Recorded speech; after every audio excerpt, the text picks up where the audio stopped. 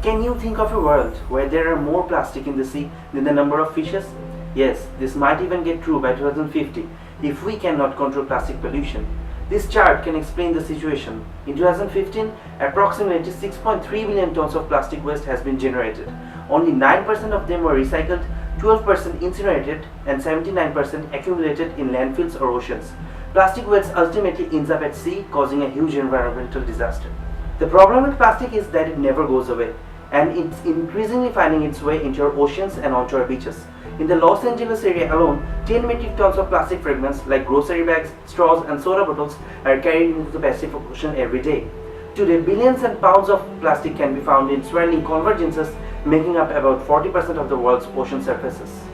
Plastic pollution has a direct and deadly effect on wildlife. Thousands of seabirds and sea turtles, whales, seals, and other marine mammals are killed each year after ingesting plastic or getting entangled in it. Even groundwater is getting contaminated, which is our major source of drinking water. It's time to get at the root of the crisis. Now let's get down to the causes of plastic pollution. Firstly, it's because of plain old trash. Trash dumps and landfills are unfortunate major problems, as they allow pollutants to enter the ground and affect wildlife and groundwater for years to come. And also, plastic is overused.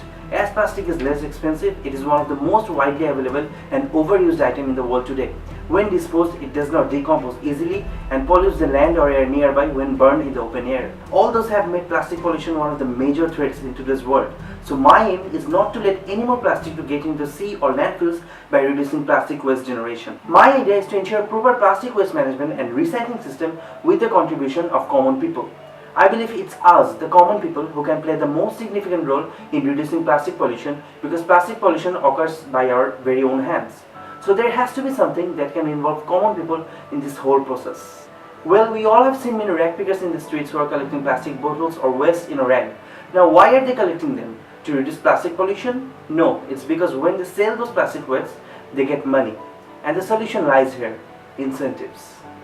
Unfortunately, unless there are no direct incentives, no one is concerned enough about plastic pollution and waste management. That's why an automated smart trash box that functions like a kiosk can be a solution. Introducing Clean Bin. In Clean Bin, you can dump plastic waste and get rewarded. This is a solar-powered trash box where if you dump plastic waste, they will get compressed, and according to weight, you will be rewarded. For example, dumping a 250 ml water bottle will reward you 1 taka, which you can collect from its cash-out point.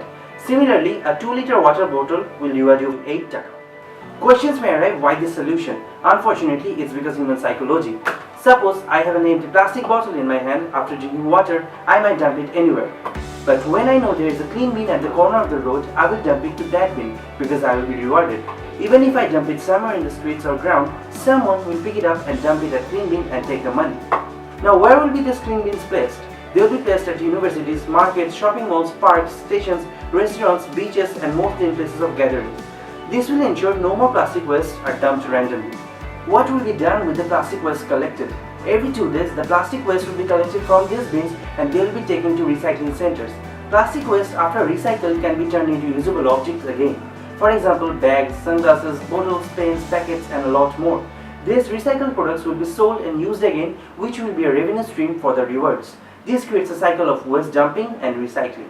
Now the question comes, how this project will be financed. Manufacturing a clean bin will cost around $90 to $100, and the rewarding money will come from selling the recycled items.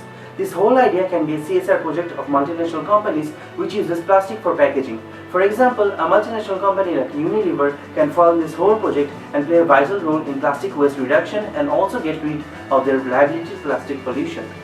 Now, plastic is such a widely used material that it cannot be eliminated over the night.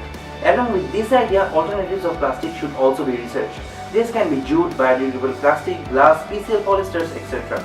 Now, this is a lengthy process, so companies have to gradually move towards these alternatives of plastics, and during this whole time period, a solution like Clean Bin can be the most effective one.